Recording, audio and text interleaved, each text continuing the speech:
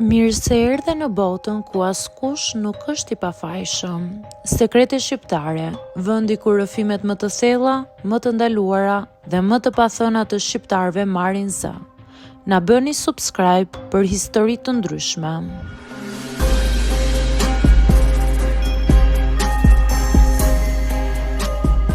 Jam 35 vjeçë dhe punoj prej disa vitesh në një degë të postës shqiptare. Nëse dikush do të më pyeste se çfarë bëj çdo ditë, do t'i thosha: ndaloj pako, t'i skanoj, i dërgojmë.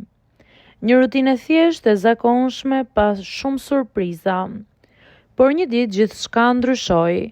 Një kolege më tregoi për një paketë që kishte hapur për një kontroll rutinë dhe brenda nuk ishte ajo që duhej të ishte.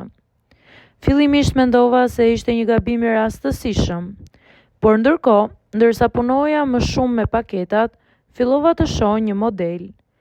Objektet brenda pakove nuk përputheshin me përshkrimin. Një çantë, një lodër, një pajisje elektronike, gjithçka dukej sikur ishte zëvendësuar me diçka tjetër. Në fillim mendova se ishte rastësi, por ndërkohë disa kolegë më panë me një lloj fshehtësie dhe më sugjeruan të mos i përmendja këto gjëra jashtë zyrës. Ndërsa hapja më shumë pako, shikoja me sytë e mi. Disa sende origjinale ishin zëvendësuar me kopje të dobta. Sende të tjera që nuk ishin asnjë lidhje me përshkrimin, madje disa paketa ishin ripaketuar me kujdes, sikur dikush të mos donte të zbulohej. Çdo ditë që kalonte, zbulimet e mia shtoheshin. Nuk ishte vetëm një paketë që ishte ndryshuar. Ishin dhjetra, ndoshta qindra. Një pjesë e tyre kishin sende të vogla, por të shtrenjta që dikush i nxirrte, i zëvendësonte me diçka më të lirë dhe pastaj i ribënte paketat si të ishin origjinale. Fillova të kuptoj se kjo nuk ishte më thjesht një shkelje e rregullave. Ishte një rrjet i organizuar që manipulonte çdo gjë që hynte në zyrë. U shokova. Ndjem e tmerruar kur mendoj për njerëzit që besojnë tek ne. Ata që dërgojnë dhurata për familjen, gjëra personale, dokumente të rëndësishme, dhe brenda pak ditësh ato mund mos të ishin më ato që duhej të ishin. Ishte si të shikoje një botë tjetër, fshehur pas derës së mbyllur të zyrës, ku gjithçka dukej normale për ne punonjësit. Por në fakt, ishte një lojë e madhe manipulimi dhe përfitimi. Vendosa të mbaj shënime. Çdo paketë që shija të ndryshuar, çdo objekt të zëvendësuar apo ripaketuar, e shënova me datë dhe orë. Ishte mënyra ime për të mbajtur mend diçka, për të mos u ndjerë e pafuqishme, edhe pse e dija që nuk mund të ndaloja këtë sistem vetëm unë.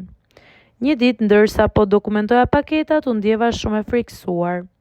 Nuk kisha guxim të flisja me shefin sepse ai më shikonte një ditë më parë me një qetësi të ftohtë dhe më thotë: kjo ndodh her pas here, nuk është puna jote ta ndalosh, ti vetëm bëj punën tënde.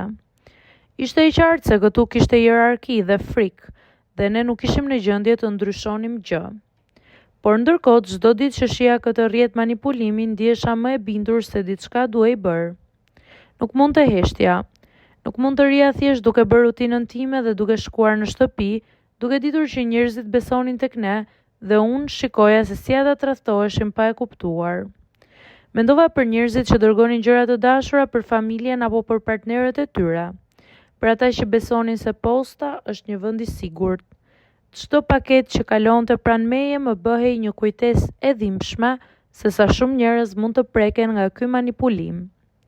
Fillova të analizoj sistemin më thellë. Kur kuptova se paketat nuk i merrnin vetëm ne, por kalonin në disa pika të tjera përpara se të dërgoheshin, më radh kuptoja se ky rrjet i fshehur po shfrytëzonte çdo hallk.